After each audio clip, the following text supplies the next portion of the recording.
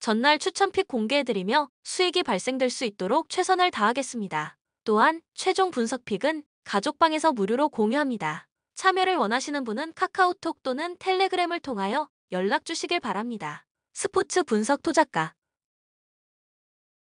수원 KT, 마레이와 이재도를 막아내지 못하면서 아쉽게 1점 차로 창원에게 패했다. 비록 아쉽게 패했지만 복귀한 정성우가 백코트에서 살아난 것은 고무적. 또한 국내산 1옵션 프론트 코트 전력인 양홍석과 하윤기가 여전히 내 외곽에서 팀의 코어 역할을 잘 해주고 있다. 또한 팀의 핵심 용병인 프로스퍼와 존스는 이전 맞대결에서도 할로웨이를 비롯해 대구의 윙 전력들에게 강한 모습을 보이면서 특유의 빅맨 게임으로 골 밑을 확실히 장악했다. 이번 일정에서도 그러한 경기 양상은 계속 이어질 가능성이 높다. 분명 스카시 골 밑에서 까다로운 상대가 되긴 할 것. 하지만 할로웨이는 이미 외국인 옵션들이 우위를 점했었고 최근 개인 가정사 문제로 인해 제대로 된 경기력을 기대하긴 어려운 만큼 수원이 더 유리할 공산이 크다.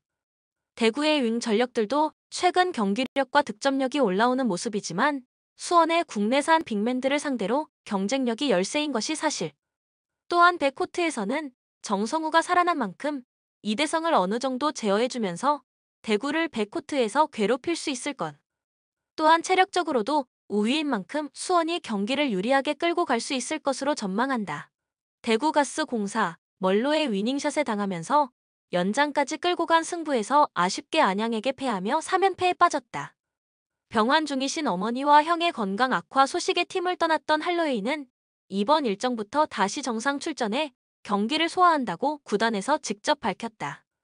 골 밑에서 스캇의 부담을 덜어주며 수원과의 골 밑에서 경쟁을 이어갈 수 있을 것. 다만 할로웨이가 제 경기력을 발휘할 수 있을지 의문이고 대구의 윙 전력들이 수원의 하윤기와 양홍석과의 경쟁에서도 우위를 점하지는 못할 것으로 예상된다. 백코트에서는 그나마 이대성을 중심으로 안정적인 득점 효율을 뽐낼 수는 있을 것. 하지만 이전 경기에서도 정성우를 제대로 제어하지는 못했고 양홍석을 비롯해 수원 빅맨들의 외곽 지원을 전혀 제어하지 못했었다. 또한 최근 원정만 5연전을 치르면서 3연패 중이고 연장만 2연전을 소화하면서 체력적으로도 수원에 확실히 뒤처지는 것이 사실. 이번 수원 원정에서도 승리를 장담하기는 사실상 힘들 것. 코멘트 수원 KT의 승을 예상한다. 최근 양홍석의 기복이 사라지고 일관성 있는 공수 밸런스를 보이면서 수원의 빅맨 게임은 다시 안정을 찾은 모습. 더욱이 백코트에서 정성우가 돌아와 살아나면서 투맨 게임 등 빅맨들과 다양한 공격 옵션을 활용할 수 있게 되었다. 반면에 대구는 최근 할로웨이가 개인 가정사 문제로 팀을 이탈했다가 돌아오는 등 팀이 어수선한 상황. 더군다나 원정에서만 5연전을 치르면서 현재 3연패에 빠졌다. 더욱이 연장 혈투만 2번을 치르면서 체력적으로 부담이 상당한 상태다. 분명 스캇이 좋은 모습을 보이지만 외국인 용병이나 국내산 빅맨진들의 맞대결 양상에서 우위를 보여왔던 수원이다. 충분히 지금 대구와의 골밑 경쟁에서 주도권을 확실히 잡을 수 있을 것. 이번 일정에서도 대구는 연패를 탈출하지 못할 가능성이 높다. 수원의 승을 추천한다. 추천 배팅 수원 KT 승 159.5오버. 전주 KCC, 허웅의 32득점 활약에도 나머지 선수들의 득점 가뭄에 시달리며 원주에게 패했다. 벌써 4연패의 늪에 빠진 전주다. 올스타 브레이크 이후 주축 선수들의 경기력과 득점력이 정상 궤도에 오르지 못하고 있다. 더욱이 팀의 핵심 삼각편대 중 한 명인 이승현이 팔꿈치 부상으로 4주 동안 결장한다. 주축 선수들의 득점력에 의존할 수밖에 없는 전주 입장에서는 큰 출혈이 아닐 수 없다. 제대로 된 윙 자원이 없는 만큼 안양과의 내 외곽 경쟁에서 더욱 힘들어질 수밖에 없을 것. 상대할 리그 1왕 안양은 국내산 선수들의 경쟁력이 막강하다. 사실상 골 밑에서 외국인 용병들에게만 의존할 수밖에 없는 전주와는 다른 양상. 또한 최근 영입한 에피스톨라가 적응을 제대로 하지 못하면서 백코트에서 별다른 힘이 되어주지 못하고 있다. 사실상 라거나와 허웅이 팀을 이끌지만 이 두 선수만으로 안양을 상대하기는 힘든 것이 사실. 전반적인 선수 구성과 특히나 내 외곽에서의 디펜스 효율 면에서도 지금의 전주는 전혀 경쟁력이 없다. 특히나 내 외곽에서 서포트를 확실하게 가져가주는 이승현의 부재가 가장 큰 아쉬움으로 남을 것. 전주의 연패는 당분간 계속될 것으로 전망한다. 안양 KGC 멀로의 위닝샷에 힘입어 연장 접전 끝에 대구를 잡아내고 승리를 거뒀다. 1옵션 외국인 프론트 코트 용병들을 제외하고도 국내 프론트 코트 1옵션 오세근과 문성곤의 최근 공수에서의 활약이 돋보인다. 또한 백코트에서는 변어빙 변준영을 중심으로 박지훈, 배병준까지 살아나면서 감기 몸살 및 컨디션 난조로 복귀가 미뤄지는 아반도의 공백을 잘 메우고 있다.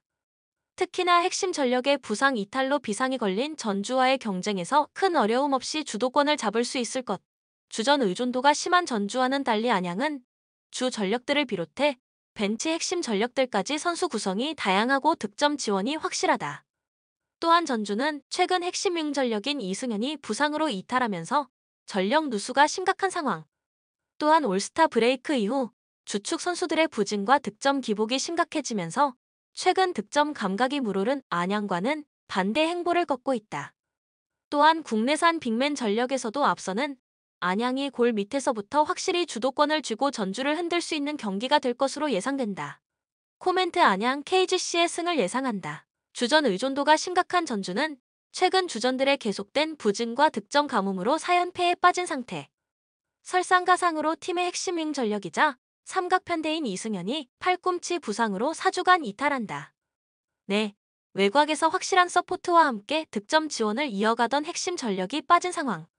국내 핵심 전력들과 외국인 용병들과의 적절한 조화와 호흡이 잘 맞고 경쟁력 면에서도 전주를 압도하는 안양과의 격차는 더욱 벌어질 수밖에 없다. 스펠맨과 멀로를 제외하고도 오세근과 문성곤 등 전주가 프론트코트에서만 제어해야 할 선수들이 이렇게 많은 안양이다. 백코트 역시 마찬가지인 상황. 사실상 허웅홀로 변준영을 비롯한 안양의 핵심 백코트 전력들을 전부 상대하는 것은 어불성설. 모든 면에서 경쟁력 우위를 보이는 안양의 승을 추천한다. 추천 배팅 안양 KGC 승 158.5오버. 우리카드, 삼성화재를 상대로 풀세트 끝에 역전패했다. 1세트부터 13-25로 불안한 출발을 시작하더니 4, 5세트를 내리내주며 패배했다. 공격력에서 큰 차이를 보였고 상대의 서브를 극복하지 못했다. 아가메즈가 성공률이 낮았고 효율도 11%로 낮았다. 측면 자원의 분배는 이상적이었지만 미들 블로커에게 주어진 점유율이 매우 낮아 상대 블로커들이 중앙보다 측면을 더 커버하게 만들었다. 선발로 경기에 나섰던 송이채가 리시브 효율 마이너스 66%를 찍으며 빠르게 교체되었음에도 경기의 흐름을 가져오지는 못했다. 지난 경기 이후 올스타 브레이크까지 5일 정도의 휴식 시간이 있었지만 정작 핵심인 나경복, 김지한 등은 휴식을 제대로 취하지 못했다. 지난 경기 아쉬운 경기력을 보인 아가메즈의 반등 정도를 기대할 수 있을 것이다. 체력적인 부담이 확실히 나타나는 구간은 리시브다. 최근 몇 경기에서 언급했으나 우리카드의 리시브 효율은 상위권이었지만 떨어지고 있다. 지난 경기에서 우리카드가 기록한 리시브 효율은 무려 15%로 매우 좋지 않았다. 김지한의 효율은 7%였고 나경복은 20%였다. 체력적인 부담과 리시브 부담까지 겹치고 있어 좋은 경기력을 기대하긴 쉽지 않다. KB손해보험 상승세를 타고 있었지만 한국전력을 상대로 2-3으로 패배하며 흐름이 끊겼다. 경기력은 비슷했지만 서브와 리시브에서 차이가 갈렸다. 비에나가 활약했으나 범실이 8개로 많았고 효율도 30%로 성공률에 비해 떨어졌다. 황경민과 한성정이 두 자릿수 득점을 올렸지만 황경민의 효율은 13%로 아쉬웠다. 미들 블로커들의 성과가 좋은 편이었지만 활용도가 낮았고 김홍정은 경기력도 좋지 않고 영향력도 적어 교체되었다. 국내 자원이 살아나는 것 같이 보이지만 여전히 비에나에게 의존하는 빈도는 매우 높다. 리시브 난조를 공격력으로 극복하려는 모습을 보이고 있었지만 그것도 국내 자원들에 받쳐줄 때의 이야기다. 지난 경기처럼 국내 자원의 효율과 득점력이 낮다면 비에나의 활약이 있어도 패배할 가능성이 높다. 경기력이 좋아지고 있던 정민수의 리시브 효율도 지난 경기 다시 20%대로 돌아갔다. 상대 전적 2승 2패를 기록하고 있으나 KB는 우리카드를 만나면 리시브가 항상 좋지 않았다. 국내 자원의 활약이 기대되지 않고 있기에 힘든 경기가 될 것으로 보인다. 코멘트 우리카드의 우세가 예상되는 경기다. 두 팀 모두 지난 경기에서 리시브가 흔들리며 패배했다. 우리카드는 공격력을 어느 정도 갖고 있는 반면에 최근 리시브가 좋지 않고 KB는 국내 자원의 흐름도 떨어지고 리시브도 좋지 않다. 양 팀의 경기에서는 이번 시즌 모두 풀세트를 가지 않고 경기가 끝났다. 나경복과 아가메즈가 활약할 것으로 보이기에 언더 선택지를 가장 추천하며 우리카드의 마인까지 예상한다. 추천 배팅 우리카드 승 184.5오버. KGC 인삼공사, 흥국생명을 3-1로 잡아내며 3연승을 달리고 있다. 공격력에서 상대를 압도했고 특히 블로킹에서 12-5로 앞섰다. 엘리자벳이 28%로 다소 아쉬운 효율을 보였다. 하지만 정우영이 중앙에서 상대를 헤집어 놓았다. 염에서는 경기에서 중앙이 된다 싶으면 거기로 몰아주는 경향이 있는데 이 경기가 바로 그런 경기였다. 참고로 다른 미들 블로커에게는 합쳐서 5%의 점유율이 올라갔는데 정우영에게는 무려 20%의 점유율이 올라갔다. 이소영은 공격보다는 수비에서 더 빛을 내고 있다. 경기 플랜을 잘 짜야 한다. 도로공사를 상대로 이번 시즌 4경기에서 모두 패배했다. 지난 흥국전에서 좋았던 미들 블로커의 경기력과 블로킹은 도로공사를 상대할 때에는 모두 시즌 평균보다 아래를 맴돌고 있다. 아웃사이드 히터 이 옵션은 앞으로 한동안은 최선화가 나설 것으로 보인다. 고이진 감독은 공격력보다는 수비에서 잘 받는 것이 우선이라는 인터뷰를 했고 그러면서 최선화를 선발로 냈다. 다만 이소영의 공격력도 떨어지는 시점에서 최선화까지 선발로 나선다면 정호영 같은 선수가 막히는 이상 엘리자벳에게만 공이 올라갈 것이라는 것을 알고 있어야 한다. 한국도로공사, GS를 상대로 3-1의 승리를 따냈다. 4개의 세트를 모두 듀스 접전 끝에 승리하며 클러치에서의 집중력을 나타냈다. 역시나 상대보다 많은 블로킹을 따내며 높이가 좋은 팀이라는 것도 증명했다. 캣벨이 범실 3개만을 기록하며 30득점을 올렸지만 여전히 효율은 28%로 낮았다. 박정아가 시즌 하이급의 경기력으로 많은 득점을 올렸고 미들 블로커 라인이 25득점을 합작하는 등 다양한 곳에서 득점이 나왔다. 다만 전체적으로 공격 효율이 낮았고 정대영이 기록한 41%의 효율이 가장 높았다는 것을 봤을 때 이윤정의 토스는 여전히 개선이 필요한 상태라는 것을 알 수 있었다. 가장 먼저 체력적인 문제가 이슈가 될 것으로 보인다. 하지만 저번에 언급했듯이 도로공사는 체력적인 문제가 크게 발생하지 않다. 나이가 있는 선수들이 대부분 중앙에서 뛰고 있으며 그리고 경기에서 이동 공격을 많이 시도하지도 않기에 체력적인 부담이 크게 주어지지 않는다. 그리고 임명옥의 퍼포먼스도 여전히 리그 최상위급이다. 가장 중요한 것은 캣벨과 박정아의 공격력이 이번 경기에도 이어져야 하며 특히 효율을 끌어올리는 것이 급선무다. 전세안의 부상이 심하지 않기에 결장하지는 않을 것으로 보인다. 코멘트 도로공사의 우세가 예상된다. 도로공사는 이번 시즌 홈과 원정 가릴 것 없이 KGC에게 승리했다. 이는 상대의 미들 블로커와 공격진을 잘 막아낸 블로킹 때문이다. KGC는 공격의 옵션이 많지 않고 정우영이 막힐 경우 엘리자벳에게 공이 몰릴 것이다.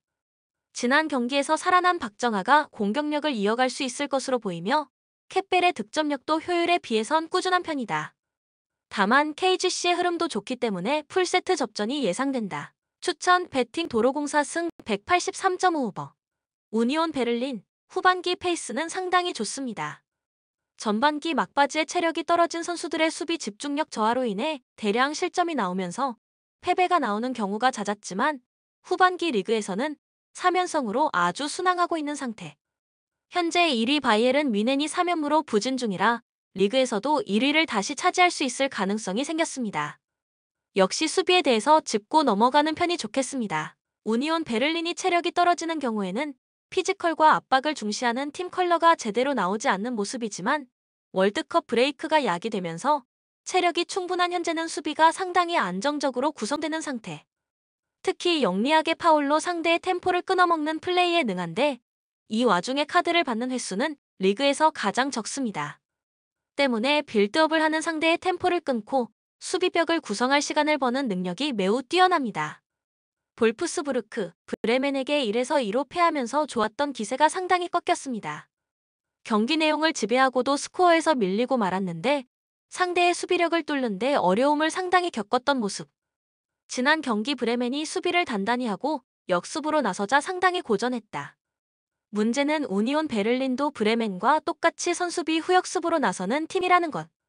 볼프스부르크가 기본적으로는 자신들이 공을 잡고 주도하는 경기를 만들려고 하지만 이로 인해 생기는 높은 라인 리스크가 상당합니다는 것을 방증합니다. 물론 후반기 첫 경기에서 압박과 활동량 위주의 프라이부르크를 6-0으로 제압하면서 훌륭한 경기력을 보여준 적도 있었습니다. 다만 프라이부르크는 지난 시즌에도 10월을 기점으로 경기력이 하락하는 모습을 보여주는 등 뒷심이 딸리는 경우를 보여주고 있어 큰 의미를 두기는 어려운 것이 사실입니다. 코멘트 우니온 베를린이 승리를 거둘 수 있습니다. 우니온 베를린이 후반기에는 체력적인 문제를 덜고 상승세를 타고 있는 데다 지난 경기 볼프스부르크가 우니온 베를린처럼 선수비 후역습으로 나서는 팀에게는 상당히 약세를 보였기 때문 볼프스부르크의 득점력도 인상적인 수준이기는 하지만 우니온 베를린의 기본적인 홈 강세와 수비력은 상당히 부담스러울 것으로 보입니다. 추천 배팅 우니온 베를린 승 2.5 오버. 인테르 크레모네세를 2-1로 겨우 잡았습니다. 결과적으로 신승을 거두기는 했지만 승점 3점을 따내면서 발목을 잡히지 않았다는 것이 중요하고 허용한 한 골도 상대의 박스 바깥에서 때린 중거리였으니 참작의 여지는 있습니다고 할 수 있겠습니다. 슈크리니아르가 PSG행 거피셜이 뜬 상황이라 이번 경기에서는 출전하지 않을 수 있습니다. 일단 아체르비나 담브로시오가 300의 한 축을 맡을 것으로 보이는 상태. 그나마 다행인 점은 바렐라가 징계에서 돌아오는 상태라 우측 라인에서 일단 1차 저지선 역할을 해줄 수 있는 자원이 복귀한다는 점. 아체르비가 기동성이 상당히 느린 자원이기는 하지만 바렐라가 왕성한 활동량으로 커버를 해줄 수는 있을 것으로 보입니다. 다만 한다노비치의 부상으로 인해 오나나가 출전한다는 점이 리스크. 오나나의 활약상이 좋지 못합니다거나 하는 상황은 아니나 아약스 출신 골키퍼라 라인을 끌어올리는 것을 선호한다는 것이 리스크. 아탈란타가 올 시즌은 점유율까지 챙기지는 못하고 있지만 역습에서의 날카로움은 후반기에도 꾸준히 보여준 바 있었습니다. 아탈란타, 삼프도리아까지 잡아내면서 2023년에는 리그 무패를 달리고 있습니다. 밀란은 성적이 매우 좋지 못하고 유벤투스는 승점 삭감 징계로 챔스 경쟁에서 탈락한 상태. 이 기세를 꾸준히 유지한다면 1년 만에 유럽 대항전 복귀를 챔스로 이룰 수 있습니다. 아탈란타의 팀 컬러가 완벽하게 돌아왔습니다. 강한 전방 압박으로 상대의 원활한 후방 조립을 방해하는 모습이었는데 일부러 한쪽 측면의 풀백은 자유롭게 두면서 상대의 공격 방향을 측면으로 제한하는 모습. 인테르의 약점이라고 한다면 고젠스의 폼이 좋지 못하고 신체적인 능력에 비해 발밑이 둔탁한 둠프리스가 배치되어 있는 윙백 라인이라 압박이 성공적으로 들어간다면 상대의 공격을 상당 부분 제어할 수 있습니다. 물론 이 과정에서 300의 두 스토퍼도 수적 우세 상황을 만들기 위해 전진하는 상태라 수비적인 약점을 다소 드러낸 것이 사실. 기동성에서 문제가 있던 삼프도리아를 2-0으로 제압한 것을 제외하면 후반기에 무실점 경기는 한 번도 없었습니다. 그나마 보가나 루크먼의 온더볼 능력과 팀 전반적인 공격력을 앞세워 압도적인 스코어를 만드는 것으로 응답하고 있지만 수비적인 약점을 가지고 있기는 합니다고 보아야 할 것입니다. 코멘트 오버를 1순위로 추천하겠습니다. 아탈란타가 후반기에는 압도적인 공격력 대비 수비가 안정적인 상황은 아니며 인테르도 슈크리니아르의 이탈과 오나나의 선호 플레이 때문에 수비적인 리스크를 지고 경기를 해야 할 것으로 보입니다. 바렐라의 복귀로 인해 중원 라인이 꽤 견고해진 것은 감안해야 하나 아탈란타가 보여주고 있는 경기력을 감안하면 스코어 접근이 훨씬 안전할 것입니다. 추천 배팅 2.5 오버. 뉴캐슬 준결승 1차전에서는 이삭의 활약으로 조엘링톤이 오른발 결승골을 넣으면서 신승을 거둘 수 있었습니다. 원정에서 거둔 승리라 상당한 의미가 있습니다고 볼 수 있는데 최근 득점력에서는 난조를 보이고 있지만 꾸준히 상승세를 타고 있는 것이 꽤 인상적인 상황입니다. 수비적으로 강점이 있기에 공격력 난조에도 버틸 수 있는 힘이 생긴 것은 자명합니다. 올 시즌도 강한 압박으로 상대의 후방 빌드업을 거의 완벽하게 분쇄하고 있고 현재 팀 역사상 가장 긴 한부리그 무패 기록을 쌓고 있는 중. 그래도 둔화된 공격력은 확실히 지난 경기에서도 느낄 수 있었습니다. 압도적인 페이스로 팰리스를 몰아붙였음에도 불구하고 결정을 짓지 못하는 모습을 보여주고 있습니다. 알미론이 2023년에는 득점을 기록하지 못하고 있는데 스피드는 빠르지만 EPL에서는 기술적으로 한계를 보이던 선수라 상대가 완전히 내려앉는 경우 공략을 버거워하는 모습을 보여주고 있습니다. 한 가지 다행인 점은 1차전에서 승리를 거두었기 때문에 사우스햄튼이 내려앉아 있기만 해서는 경기를 뒤집을 수 없어 다소 공격적으로 나설 가능성이 높다는 점. 사우스햄튼 강등권 탈출과 EFL컵 결승 진출을 동시에 노리고 있습니다. 그러나 홈에서 0에서 1로 패하면서 전방이 이두운 상황. 일단 네이선 존스 감독이 팀을 어느 정도는 정상화시키고 있는 상황이기는 하나 경기마다 기복이 조금 심합니다고 볼 수 있을 듯. 300을 주로 쓰던 감독이었지만 최근에는 400을 쓰면서 워드 프라우즈를 전진 배치한 400으로 나서고 있습니다. 킥에 장점이 있는 워드 프라우즈를 전진 배치시켜 공격에서 조금 더 영향력을 발휘할 수 있게 하려는 의도. 다만 네이선 존스 감독의 스타일이 수비와 롱볼에 집중되어 있기 때문에 공격의 정확성이 유리합니다고 보기는 어려운 것이 사실입니다. 그나마 전임 감독 시절에 보여주었던 전방 압박으로 맨시티를 당황시키는 등 압박 시퀀스는 어느 정도 자리를 잡았다고 할 수는 있겠습니다. 문제는 사우스햄튼의 상황이 텐백을 사용할 수 있는 상황은 아니라는 점. 1차전에서 패했기 때문에 적어도 동점을 만들려면 라인을 올리고 공격적으로 나서야 하는 상황입니다. 앞서 언급했듯이 뉴캐슬이 라인을 내리고 대응하는 팀에게는 약하지만 라인을 올리는 상대에게는 이삭, 알미론 등 스피드가 뛰어난 선수들이 파괴력을 보여줄 수 있습니다. 최근 공격진이 둔화된 뉴캐슬이지만 사우스햄튼이 수비적인 리스크를 가지고 있는 상태입니다. 코멘트 2.5 언더를 1순위로 하겠습니다. 최근 라인을 극단적으로 내린 팀을 상대로는 고전하는데 사우스햄튼이 1차전을 진 상황이라 라인을 울며 겨자먹기로 올려야 하는 상태. 뉴캐슬 공격진이 반전을 만들어낼 수 있는 상태입니다. 물론 사우스햄튼의 전방 압박 능력이 맨시티를 상대로도 효과를 보는 등 팀이 점점 정상화되는 모습을 보이기는 했지만 사우스햄튼이 가져야 할 수비적인 리스크가 큽니다. 추천 배팅 2.5 언더. 본 영상은 참고용 기초자료 영상입니다. 좀 더 정확한 분석픽은 가족방 또는 정보방에서 무료로 공유해드립니다. 많은 참여 바랍니다. 스포츠 분석 토작가